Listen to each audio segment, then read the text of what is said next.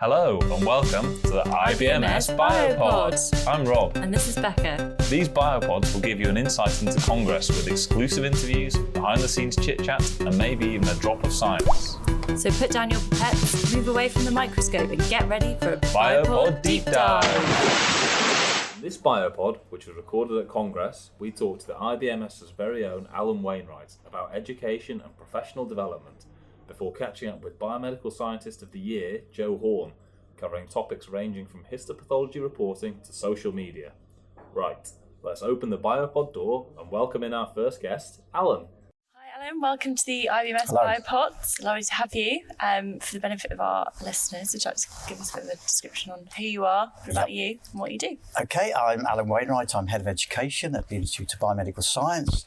I've been there 19 years now. I'm a registered biomedical scientist, and my professional history started off in cellular pathology, worked in immunology, went into managing a chemistry laboratory, and finally pathology management. So I sort of represent a good cross spectrum of biomedical science disciplines. And then when I joined the Institute, I always feel I reinvented myself as an educationalist and thoroughly enjoyed what I've been doing over the last 19 years. It's been good.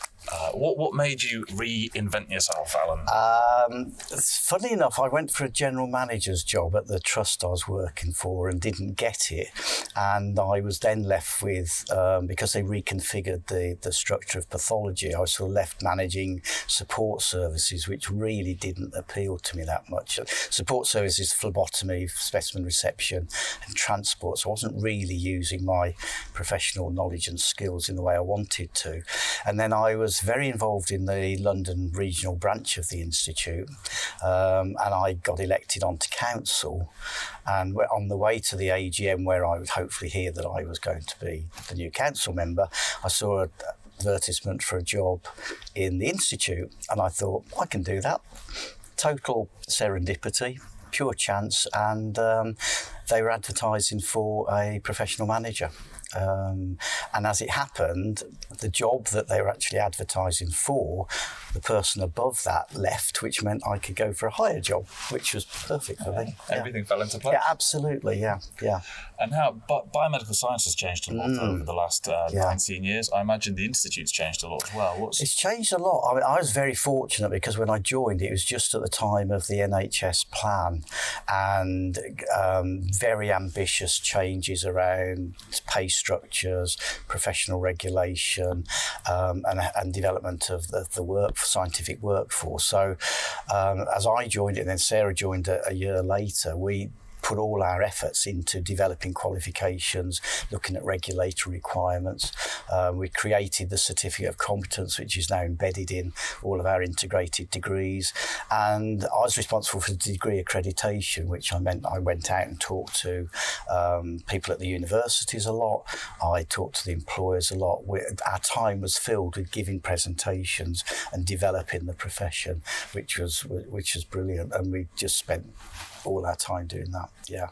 And why has professional development and education and examinations and qualifications, why have they changed so much over the last couple of decades? Is that driven by changes in the sector? Or? Yeah, I think it's the whole concept of developing the workforce was in response to technology changes and professional regulatory changes. And what it really did was open the door for us to look at opportunities. There was a document called Making the Change, which had a description of registered practice up to consultant practice, and that became our vision. It was a vision of modernising scientific careers, which is something we had to work with, but it also said you could be a consultant biomedical scientist, and that was important to us.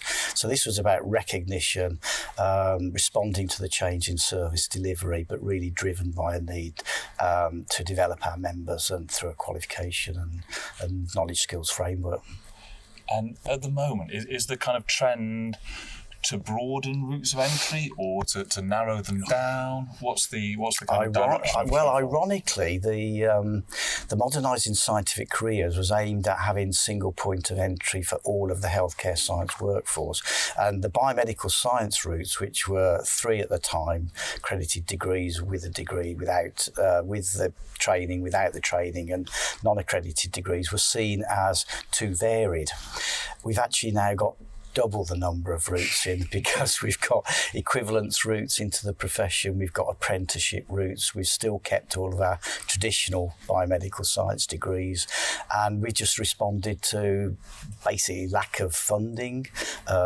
Creation of apprentice routes created a new opportunity, and we've just sought out opportunities to develop the workforce in as varied and flexible way as we could. And that is also in response to the employers, because they wanted flexible routes. They wanted to be able to match the resources they got to the opportunities to get involved in education and training. They didn't want to be pinned down with one type of entry. So, and with the rise of genomics, do you think that's going to make things even more complex as we get more kind of specialisms within biomedical science? Are we looking at even more complexity within professional development? Okay, more complexity in one way, but we saw it as an opportunity, because until 2007, clinical genetics was not part of the biomedical science benchmark statement, and it based on history, but genetics was not seen as a traditional pathology discipline. So when the benchmark statement was changed and genomics became more an area for development, we saw that as an opportunity to populate the labs with biomedical scientists, whereas traditionally there'd been clinical scientists and medical technical officers, and most of the workforce was not a biomedical science workforce in the labs. They didn't have biomedical science degrees. But with the development of genomics across disciplines and molecular pathology, it just opened up other opportunities. So that's been embraced. It's made it's following the trend in terms of technology and scientific advances into the disciplines, and I can only see it continuing to grow in that direction. Are there any other areas where you think we can pinch those as well? Point of care testing is a biggie in the sense of it's always been part of pathology, but it's actually getting out into the community more, and it's not so much having a problem with other professions doing it, it's making sure that pathology are quality assuring it, and that the standards are appropriate to the profession. So I think really extended roles with the community. We're looking at things like prescribing as an area that biomedical scientists can do, and it's using the knowledge and skills that we've got to basically get people to be operating at the top of their ability, not towards the lower end, which means letting go of some of the stuff at the bottom, creating opportunities at the top. What stuff should we be kind of letting go? And do you think that's something that should be passed on to other sectors, or is that something where we're looking at AI and robotics coming in and taking off mundane, repetitive tasks?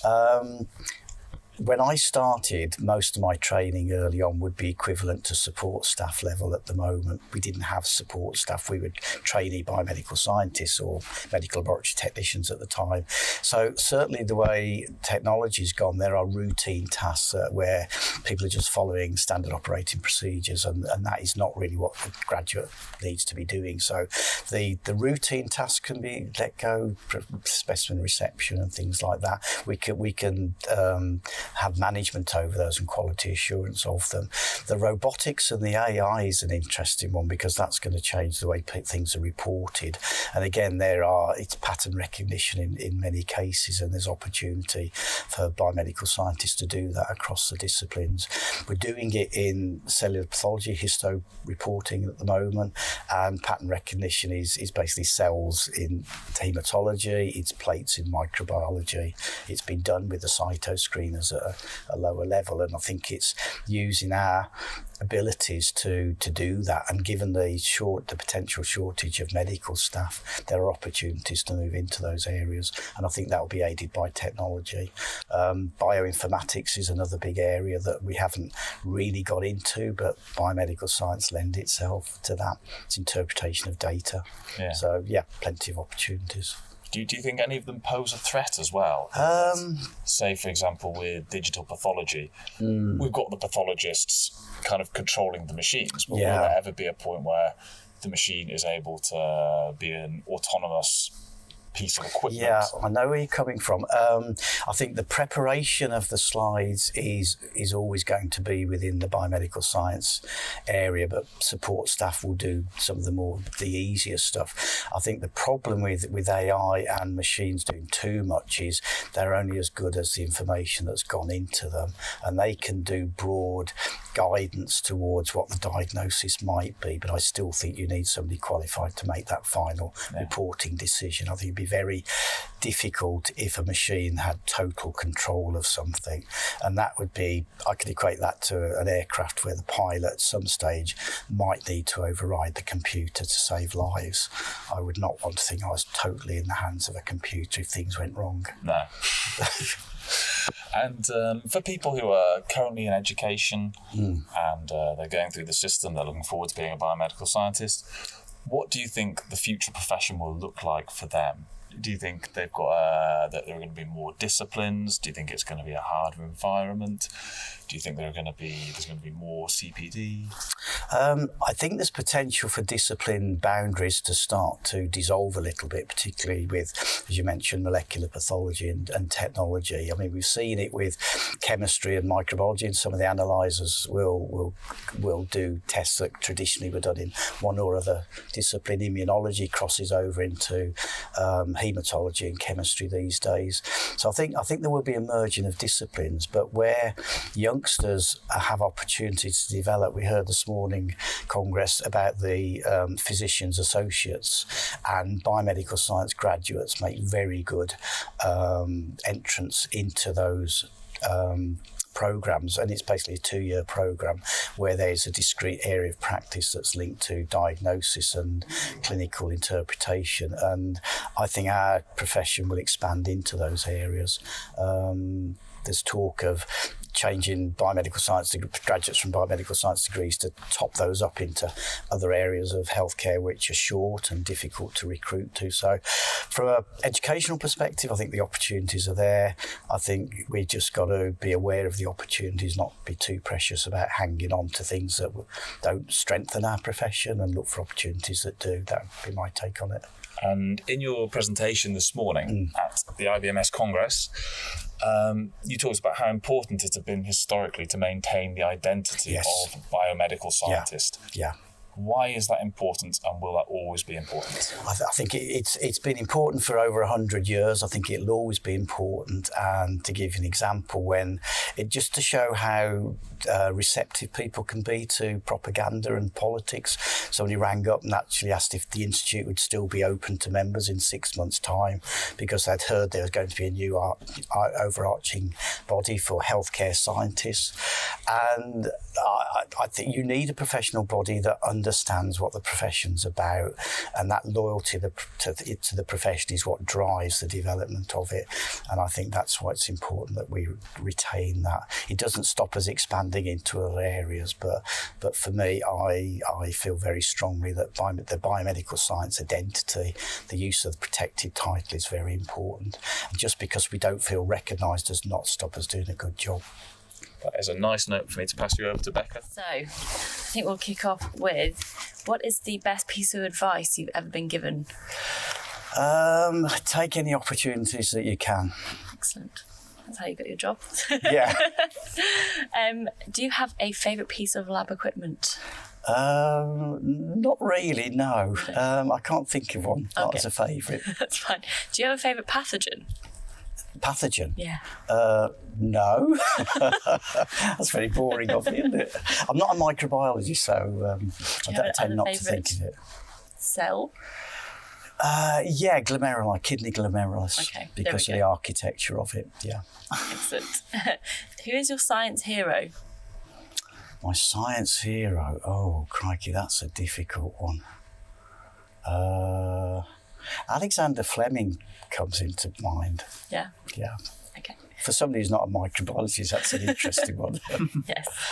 I think discovery of penicillin was so game-changing, yeah.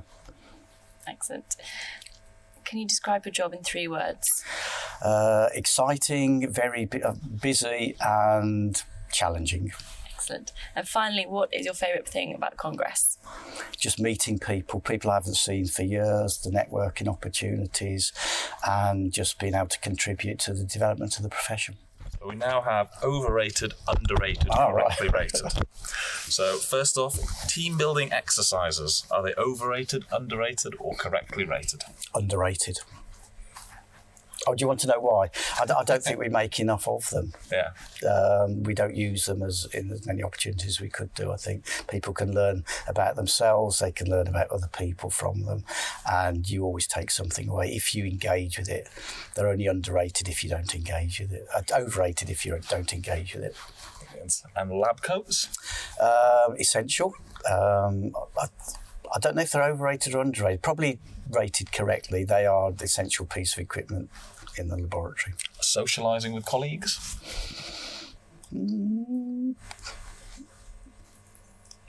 Depends. Depends on which colleagues. Yeah. Let's move swiftly on to leaving messages in birthday and leaving cards at work. It's just something that's done, but I've been on the receiving end, and it can be very pleasant to have them. Maybe correctly rated? So correctly rated, yeah. Social media in the workplace? I'm not a fan of social media, so I think it can be overrated, but that's because it's tendency to misuse it sometimes. So yeah, I'd go overrated. Overrated. Prefer And the personal finally, touch. overrated, underrated, or correctly rated night shifts? Oh, probably underrated. Because, but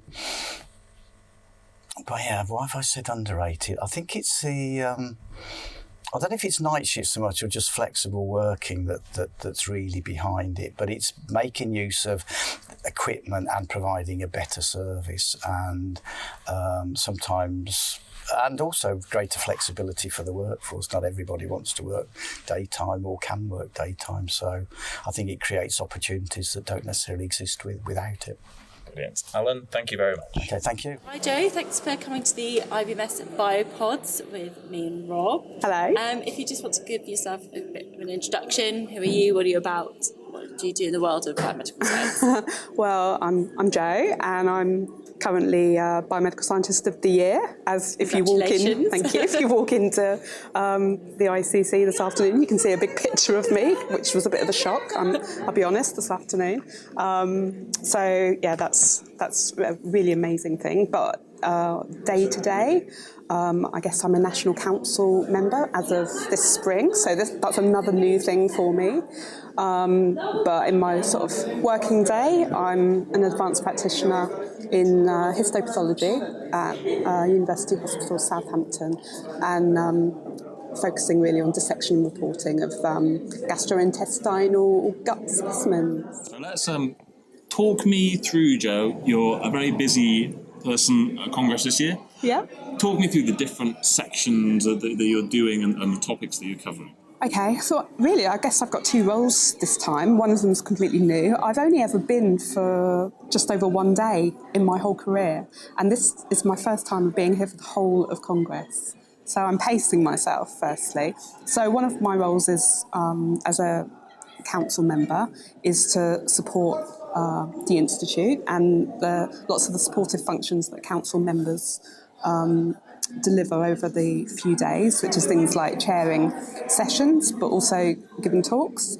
So I'm obviously doing that, but I'm also doing a workshop on Monday afternoon about interesting cases for cellular pathology. That's a brand new workshop, so I'm really excited about that, and I'm running that in collaboration with a lady called Chantal from NICWAS, who's doing some interesting cases, some EQA cases. So that'll be a really good session.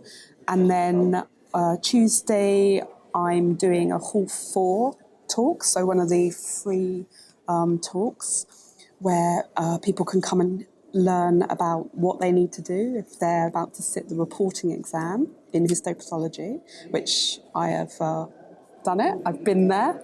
So it's about experience and practical things that people need to do to get themselves ready.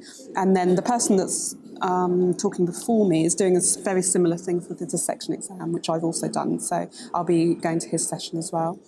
And then Wednesday morning, I'm doing my sort of more formal talk on histopathology reporting and what's happened in the last 2 years, because I gave a similar talk 2 years ago.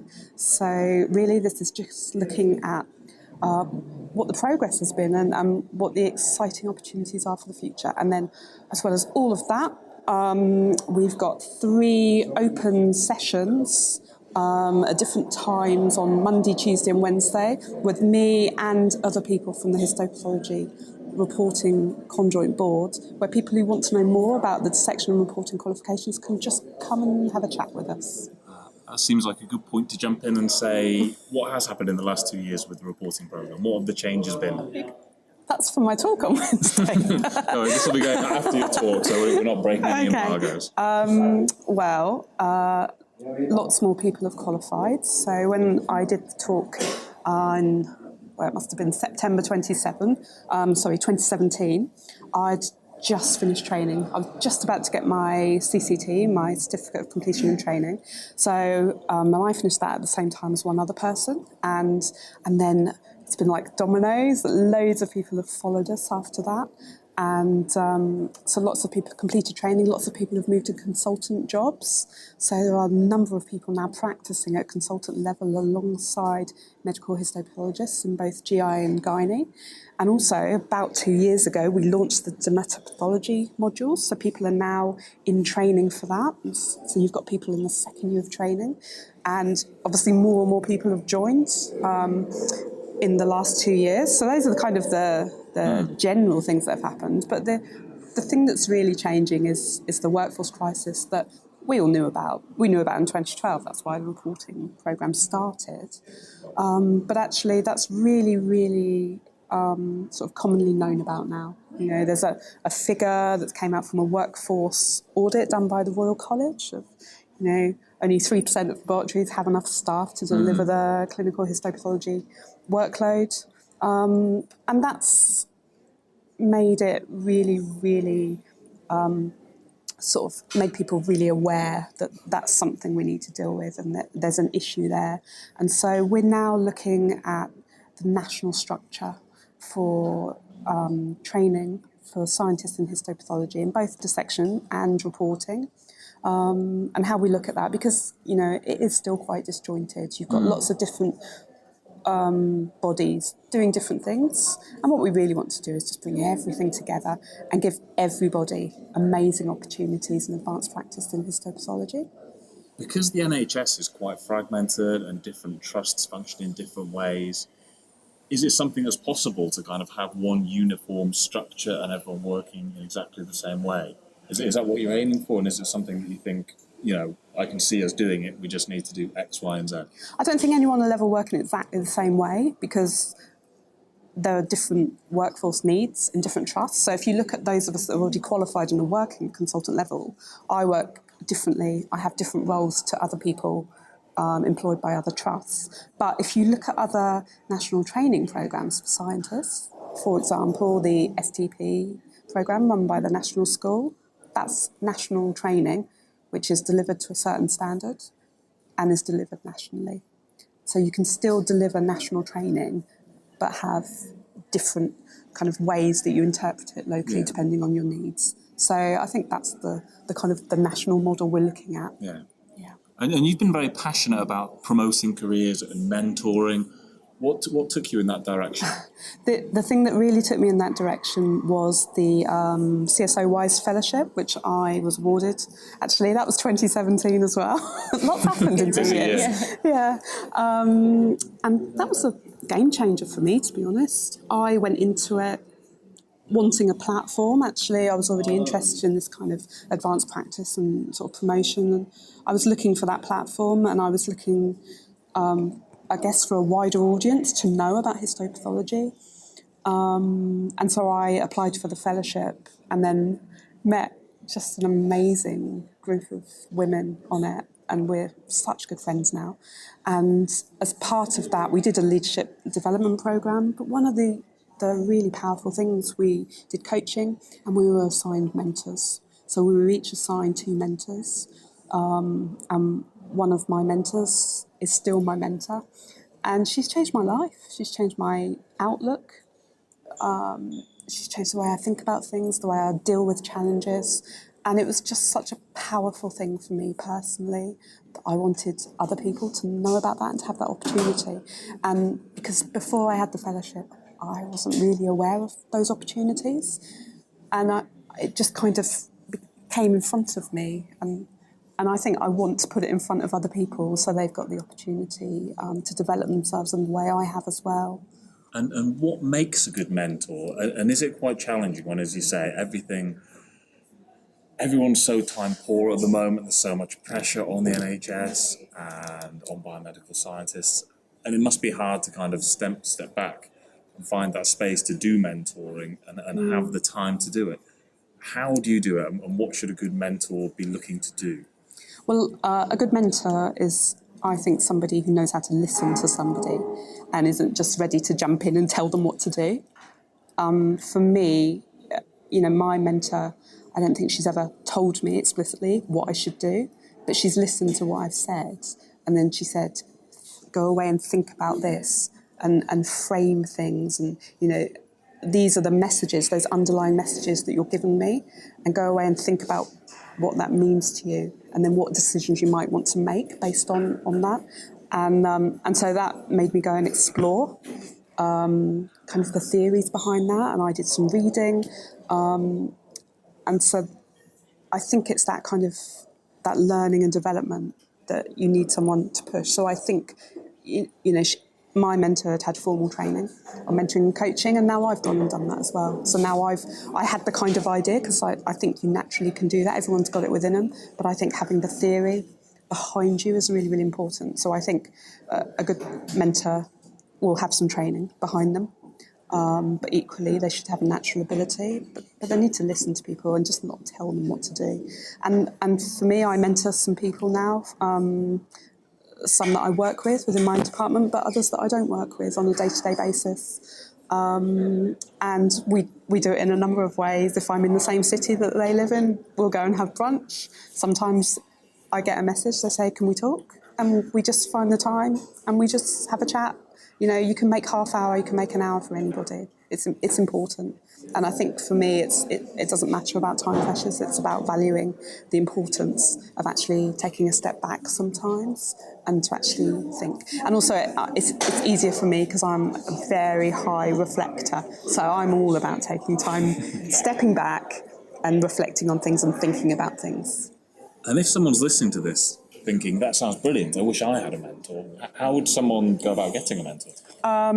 Well, in my trust, we have a formal programme. So I accessed one through my trust as well. So I say that's the first thing to do is actually have a look on whatever it's called, the staff intranet, and actually see if there's anything formally available, because there may already be something there. If not, I would go to the Education and Training Department and I would actually ask, because there may be something that's informal. You may be directed somewhere.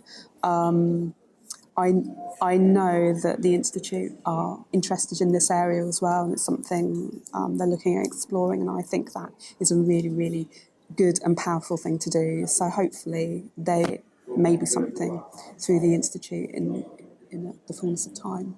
And alongside that, you've been quite prominent on social media and played quite a big role in kind of highlighting the role of the profession. Yeah. What do you think the public perception is of biomedical science, and why do you want to change what that is? Well, that's quite sort of timely, actually.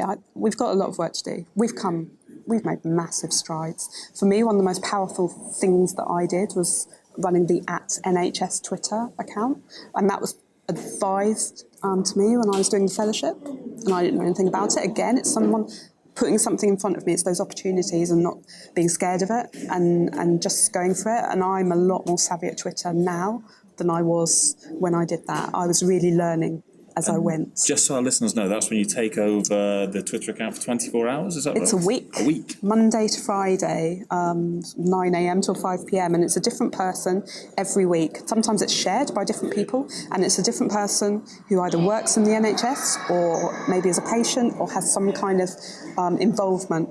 and it's fascinating. And when I did it, I can't remember the numbers now, it had 27,000 followers, and it's doubled, I think, in the last sort of 2 years. Oh, wow. And it's a massive, massive way of reaching people. And I'd advise everybody to have a go, especially if you're working in an area you think no one knows what we do. You know, it's just an amazing and quite straightforward way to reach people. You know, I applied for it and I was doing it a few months later. But it's timely as well. I went into a school this week to do a one-to-one sort of STEM visit for a student that was interested in studying biomedical science. And it was a real eye-opener for me because she'd spent the summer thinking about what she wanted to do. And she'd obviously gone away and researched it. And it's really, really clear to me this week that there's a perception that we're isolated. We don't have any communication with anybody outside of a lab. We're all in the basements. And for me, in my job, that's not true. I have a huge amount of communication from my clinical roles with, the clinicians as part of MDTs, but also as part of my education role. And we've all got that within us. Even if it's, when you're starting out, it's an outreach role. You go and do a careers fair. We've all got that opportunity. But people don't perceive that. They see it on TV programmes, that the person in the lab, doesn't talk to anyone. And it was amazing because the person I was speaking to, she was sort of seeking reassurance that actually, if I had a career in biomedical science in the laboratories, would I actually get to work with other people? Would I get to collaborate and communicate? And it was just such a thrill to spend an hour telling someone of the amazing opportunities. And I think they're only going to increase. And is there one thing, if you were to give members one piece of advice that they could go away, take some kind of action and go towards changing that perception of biomedical science? Is there one easy thing, one small thing that people could do? I would say join Twitter. I think that's the best platform for getting out there, to be honest. It's not as scary as it appears. I think that's a pretty easy way of reaching people straight away, and also getting support and actually forming these sort of networks. You say, oh, we're all really busy, it's really hard to physically find the time to go and have meetings, to go on courses, to gain education. But Twitter is a really, really powerful way of doing that within your sort of professional networks. It's been life-changing for me, to be honest. And lots of the people I'm going to meet this week, I've possibly never met before physically. We've met through professional kind of networks on Twitter, and I would say that's the easiest way. And I would say the other thing is outreach and careers fairs. So it's really, really hard, especially in your early career, to get the time to go out and do those things. You think, it's what the education lead might do, or you think that's what this person might do. But actually, it's for everybody. Outreach is for absolutely everybody. And I would say if you get the opportunity to go and do a careers morning or to go and do a STEM talk, it's really easy to sign up as a STEM ambassador. I would say go and do it. I think it's really important. Brilliant. Okay, so these are light-hearted, Anna, so don't think too much into them. So we'll kick off with something quite relevant, actually, and you might have covered this already, but what's the best piece of advice you've been given? This is probably going to come from your mentor. It is. It's actually on my computer screen. I have it stuck there. Or if you work with me, you'll know this, but the best advice is to be a fact finder. And I have that on a piece of paper stuck to my computer. And it's because my brain's slightly anxious sometimes, and I worry about stuff that maybe is never going to happen. And I have that piece of paper because when my brain's doing that, I look at it and it reminds me to wait until I've got the facts before I worry about stuff. That's really good advice, actually, just for everyone. Yeah. It's quite a nice way of looking at things. Yeah. Great, thank you. Who is your science hero? Oh, I've got too many. I think it's all the people that are like me and just quietly get on with it and get the job done. So it's the quiet ones. The unsung heroes. The unsung Yeah, and some of them I know from Twitter, and a lot of people. It's not necessarily the people that shout the loudest. It's the ones that just get on with it. I think they're the inspiring ones, and I'm all for building them up and supporting them. Great. Yeah. Can you describe your job in 3 words? Bloody. Pooey. Amazing. 3 words I've never thought I'd hear together, but there we are. Excellent. What is your favourite pathogen? Helicobacter pylori. Oh, tell us about it. It looks really pretty on the Warthin Starry stain that I do and probably see a few times a day. Yeah. Perfect. What's your favourite piece of lab equipment? It's hard to describe, but essentially it is a block of Perspex, and it's got a smaller block attached to the top of it. I don't know why I'm describing it with my hands, because you can't see this. But you hold on to the smaller bit that's on top of the glass, and I use it to cut good slices of tissue when I'm dissecting. And what it does is it gives me control with the knife, but it also protects my fingers. And that was designed for us by our engineering department at my trust. And it's my favourite, my most useful, Bespoke most bespoke piece of equipment I've ever had. Great. And finally, what's your favourite thing about Congress? It's meeting all the people that I've never met physically before, all those amazing people that I've been talking to and collaborating with on Twitter for the last 2 years, but I've never actually met. And actually just people coming up and going, oh, hi, I know you from so-and-so. It's amazing. It's really rewarding. And you'll get flagged from your face on the billboards as well. Like, there's Joe. Excellent. Okay, this is overrated, underrated, correctly rated. Okay. So I'll say something and you've got to tell me how you think it's rated. Team building exercises. Oh, overrated. Why is that? Because I'm a high reflector and that gives me anxiety just saying the words. And I know that's not probably the PC thing I should say, but sorry. Lab coats. Oh, overrated. Sorry. Because I'm quite reactive on my wrist, so I can't wear jewellery. And so anything touching me for a long period of time, I get sort of these stupid hives almost. So I'm not a massive fan of Howie coats, I must be honest. And also, if you're cutting up specimens with poo and blood, and you have an apron over it, not even that can...